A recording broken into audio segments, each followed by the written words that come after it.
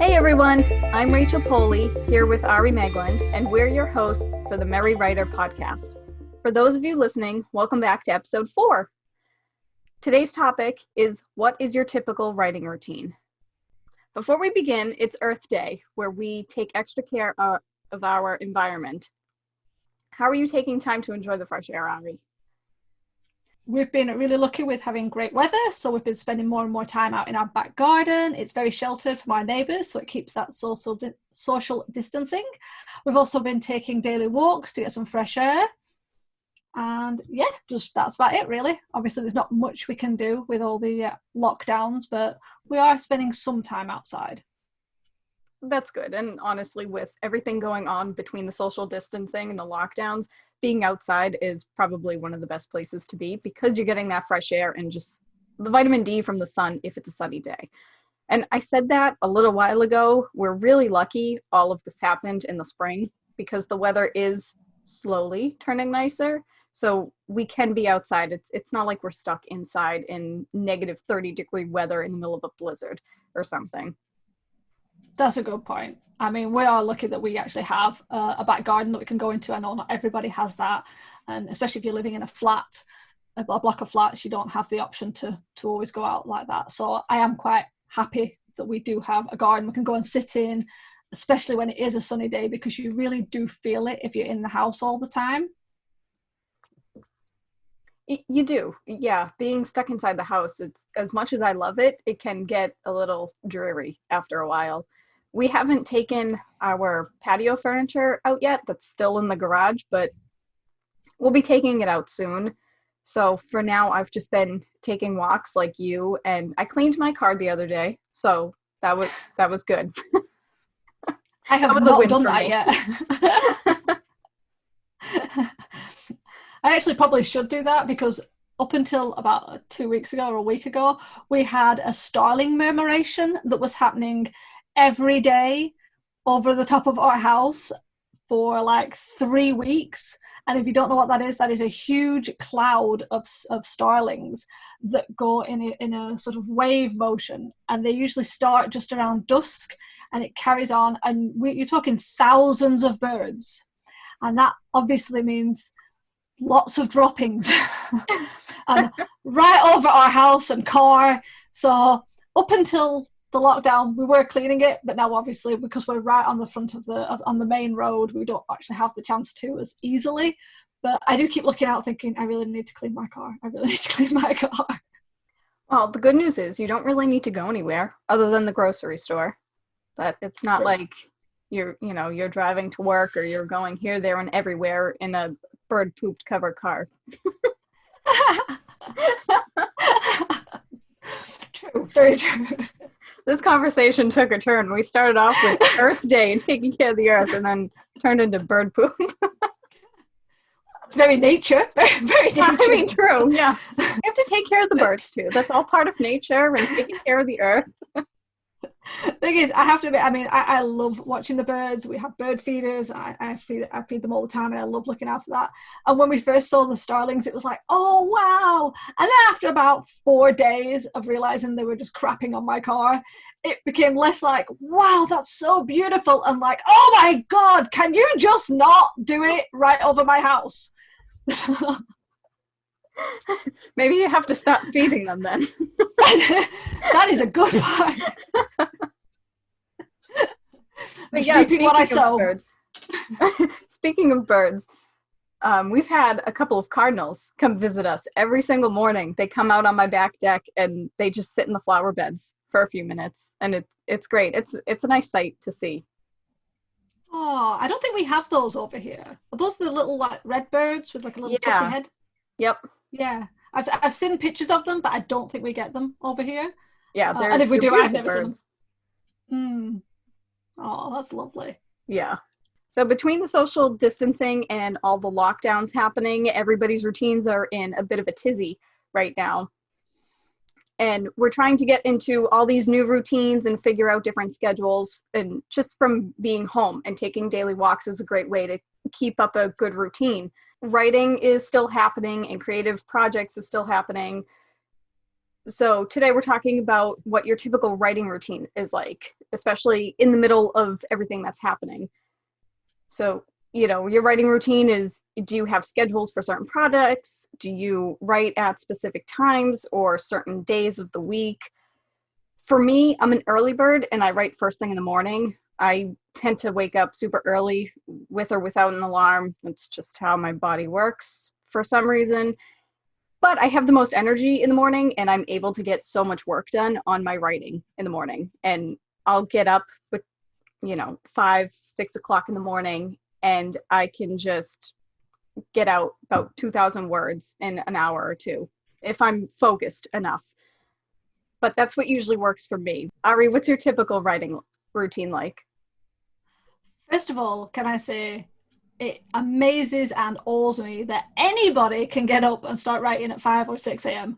That time in the day does not exist for me at all. I have been up till 6 a.m. I have woken up at 6 a.m. and they are not things I would ever try to do, even to get my writing further.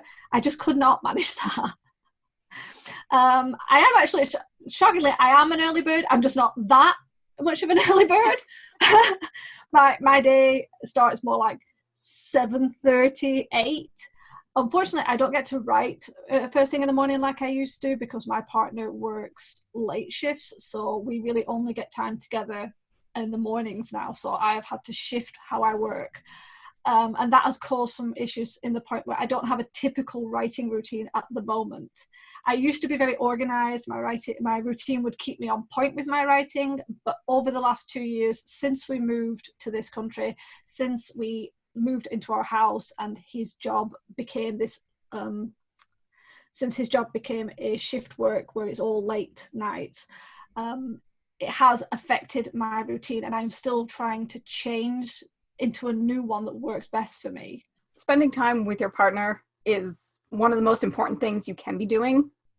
Obviously, writing is important, but family needs to come first and stuff. So if the morning is really the only time that you guys have together, you need to take advantage of that. Well, that's it. Because I do have the most energy in the morning, which he hates because he is not a morning person. So I'll be like jumping out of bed first thing, like getting stuff done, and he's like crawling out of bed, crying for coffee. But he doesn't finish work till like 10:30, 11:30. We're actually okay at the moment because he's working from home, so he finishes at 10:30. Normally, he would be working in Belfast, and he wouldn't get home till about 11:30 because that's how long it takes on the bus. And by that time, I am completely tired and dropping. So we have to take advantage of that morning. See, for me, the reason I'm such an early bird is because I used to get up a few extra hours earlier than I needed to because I used to work at the preschool. So I would work 7 hours at the preschool and then I would nanny in the afternoons. And by the time I got home, it'd be dinner. And at that point, I'd be beyond exhausted. So I used to wake up an extra 2 hours before I needed to, so I could get all my writing and blogging done. Even though I quit the preschool, I think 3 years ago now, give or take, I still have that in me. My energy is still at its peak when I first wake up. I get out of bed, I have a cup of coffee, and I just start writing. And it works well for me because I still nanny in the afternoons. So I'm able to get all my creative stuff done in the morning and early afternoon. And then by the afternoon, I nanny. And then I can come home and hopefully relax. I'm not the best at relaxing. But at least I could say I have what I needed to get done for the day. Well, that's it. It's like, it's not just a case of, working and writing. There's so many other things you have to fit in, within that time frame. So what happens with me is I'll get up early. I'll get up early, I'll spend time with my partner, I'll look after our cats, we'll go for our walk, and that's when I also do all our chores, so the laundry gets done, the vacuuming gets done, and all that stuff, because I then, knowing that my routine has changed, and I now start in the middle of the day, so I'm kind of a midday magpie rather than an early bird, mm-hmm. I try and make that my most intense part. So I start at like 12 or 1 and I will write then and I will do my blogging then. And as the day tails off, that's when I start getting tired. And I know if I finished at like 7 or 8, which is a lot of times I do, I'm too tired to be thinking, oh, I'll do all the laundry now, or I'll do all the vacuuming now. So I try and cram everything in the morning, and then I have to make do with the middle of the day. And at the moment, it's working. It is working. I did do the 85K challenge at the beginning of the year, and that really did help to bring some form of focus back to my routine and kind of reminded me, you do need to be writing more. You need to sort of focus more. Writing is one of those things where it's too easy to put it to a side because other things have crept in. And sometimes you need to kind of give yourself a specific time, whether that is first thing in the morning with your 5 and 6 a.m. crazy time, or whether it's first thing in the afternoon when I sit down to my desk, or whether it's last thing at night if you have kids and you put your kids to bed and that's the only time you've got. So as long as you have some sort of focus and routine, even the smallest routine is important. So I am trying to set new routines of writing every day, mainly every weekday, so I have more time at the weekends to do other things.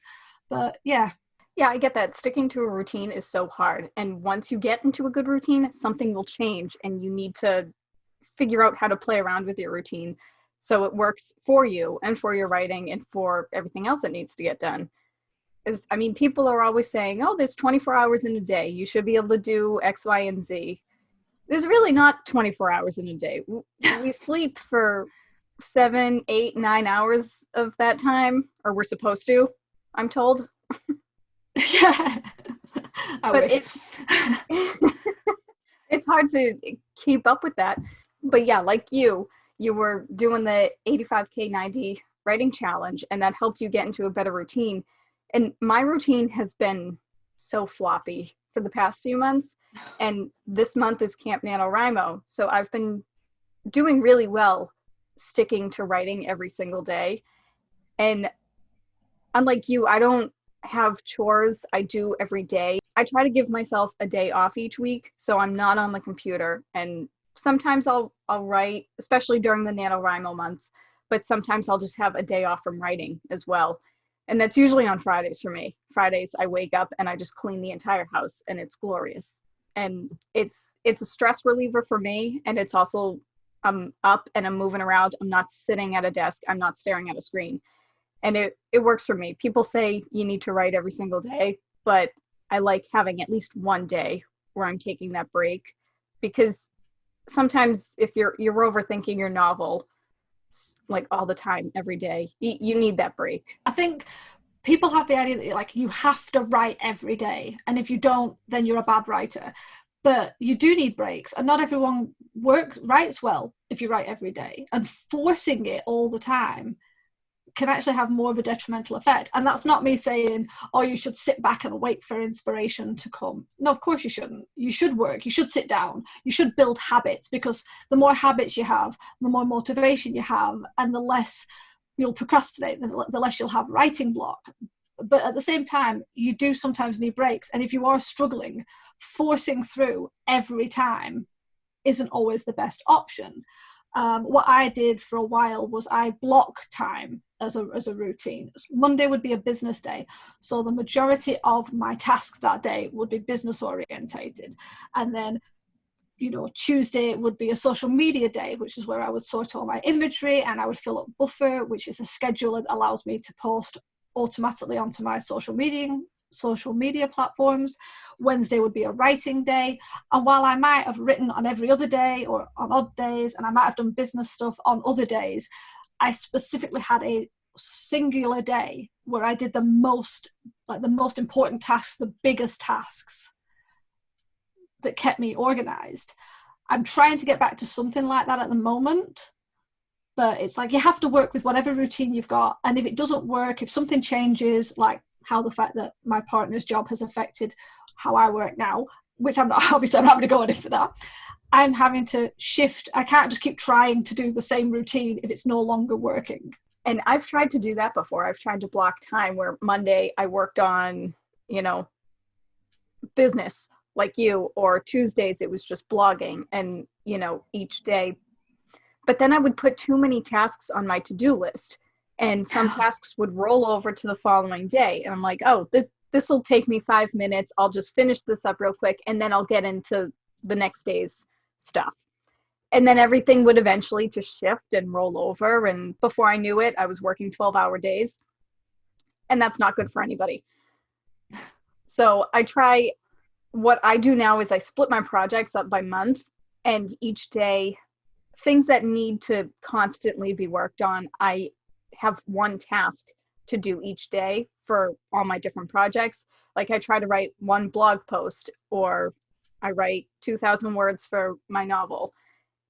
And that has seemed to be working a lot better for me now, instead of trying to get everything done for one thing in one day. That makes sense. I think the only thing I have that was considered a routine would be that I work on my first draft mostly. And I try not to edit while I'm doing it, which I used to do. I was quite bad at that. I would write, edit, and I didn't get anywhere. So now I work on my first draft completely. I don't go back and edit. I don't make changes. I just work on getting the words down. They don't have to be perfect, obviously. They don't have to be clean. Sometimes I'll literally write a note at the bottom saying, this is rubbish, rewrite it, or does this scene even need to be in this novel? But I just want to get to the end. And then once that's done, it goes through its its first edit. And so I do have some form of routine with my writing. In that sense, I just need to be more structured. And I think what you do, having it split by month, is a really good way of keeping on track and staying focused and not kind of drifting off, which I'm doing too much at the moment. So I might have to steal your idea. Well, it's an idea for the taking. By all means, go ahead and steal it. It's been working really well for me so far, especially with the Camp NaNoWriMo months. And you know, it's funny, I didn't participate in the 85K 90 writing challenge this year, but those months and the NaNoWriMo months, they sort of line up. Like the 85K 90, the writing months are January, February, March, and April is a finish month. And Camp NaNoWriMo happens to be in April. And then May and June are editing months. July is a finish month, which happens to be another Camp NaNoWriMo month. And they all sort of line up, which is great for me because it helps me stay in a writing routine. But based on the schedule that the 85K 90 writing challenge has set up, it's easy for me to stick to the task on hand and space out the stages of the writing process. So one month I'm trying to write 60,000 words or 80,000 words or however long the novel needs to be, as long as I can get my first draft done. And then the following month I'll usually work on a different project and just take a break from the previous one. But after that, I have a month of editing. And it seems to work out well. It's time consuming and it takes a while. I know it's a lot of people, they just want to write their novel and just get it out in the world. And it takes a lot of time, but it works. And it's something you need to do. Yeah, I think that the idea that they sort of follow on and it's giving you these nice blocks where you can work, that's actually a really good way of doing it. I mean, technically, since I did the 85K, I am in the finish month, which is when I should be working on my first draft, cleaning it all up, or even just taking a break. I have taken a little bit of a break, but I would like to go back to it and actually try and get more of it done, maybe ready for trying May and June as an editing month. But I've got a feeling I'm not going to be ready for that because my draft is too messy. There's just too many gaps still in it that need to be filled in, and I just don't think I'm going to have time to do that in April because of all the other things I have building up on my to-do list. Yeah, that's fair, and I know that all too well. I mean, I've rewritten my mystery novel so many times. I don't think I even edit it anymore. I get a draft down, and then I just toss it to the side and start all over again. There's no happy medium. You just love writing it over and over again. I guess so. At this point, it's never going to see the light of day. Oh, mine's in pieces because I don't write in chapters, I write in scenes. And then it's like one giant freaking puzzle that I've got to figure out which scene comes before this. And some of them are obvious. I know that obviously if this happens, then this is going to happen before it. But there's a lot where because I have multiple point of views, it's not always clear exactly what scene follows on. So I've actually, because I use Scrivener, I have compiled my basic first draft, and I will probably be taking a few days this week or next week, lying it all out on the floor with highlighter markers and crying a lot and trying to get it into some sort of order. So I'm happy enough with how it is, because I do have an outline, but I also sometimes go off my outline in parts. It's that 2/3 again. The 2/3 of a novel elude me. Mm-hmm. Yeah, I know exactly what you mean. So it's easy to stay in a routine for Camp NaNoWriMo or for the 85K90 challenge because the routine is made for you. But what do you do when you fall out of your routine? For me, I tend to make lists. If I fall out of my routine, I cry first and I get very frustrated and I vent a lot to my sister. God bless her. And then I just make list upon lists and I try to create to-do lists and tasks, and I break everything up into categories, and I look at my novel and I'm like, okay, what do I have left to do for this? And for some reason, creating a list inspires me to keep going because I want to check things off the list. And I don't know about you, but when I create a list and I do something that's not on the list, I add it to the list and then immediately check it off to make it seem like it was there the whole time. But for some reason, creating a list, it inspires me to get back into a routine, and I look at everything I have to do and I'm able to create a new routine and just hope I stick with it this time. I will hold my hand up that I too do enjoy adding things to the list to tick them off. There is something so gratifying about striking through something that you've done. Yep. We're very listy people, but oh, yeah.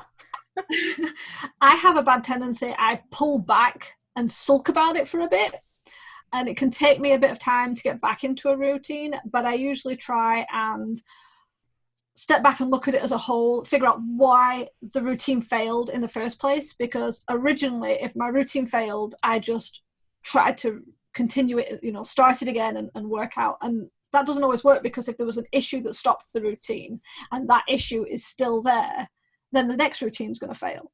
So I do try and figure out what the problem was and why it messed up with my routine, and then what routine will work better. And there's a lot of trial and error. I will sort of try different things, and if that doesn't work, and so I slot ideas and routines in slowly until I have a working routine, start to finish, that helps. And that's how I do it. That's a really good point, actually. I never thought of it that way. If a routine stops working, why did it stop working? I just say, oh, I just think I'm terrible at keeping my routine and I move on. I like your way of thinking much better. It's easier because it means you can blame other people. It's like, well, it's not me. It must be somebody else's fault. Yeah. And that's how I got into pulling back and trying to figure it out. I refused to take responsibility for my routine failing. That's how it comes out. Well, you know what? That's a whole nother conversation for another day. If your routine is being messed up just from the fact you're working from home and other people are saying, oh, you're home, can you do this? Can you do that for me? I mean, that's a whole nother conversation that we can get into another time. But I agree. At least we're not blaming our characters. That is true. Although, you know what? Sometimes it probably is the novel's fault. You think about it. Oh, definitely. So I think that's going to be it for today's episode. Be sure to let us know your typical writing routine on Twitter using the hashtag #TheMerryWriterPodcast. We hope you enjoyed this episode. You can follow and subscribe to our podcast on your favorite sites such as Podbean, iTunes, Spotify, and many more. Be sure to tune in next week for another episode of the Merry Writer Podcast, where we ask all the right questions. Thanks for listening. Bye. Bye. This podcast is brought to you by Excessive Caffeine. We drink a lot. The music, titled Inspired, is by Kevin MacLeod, licensed under Creative Commons 4.0.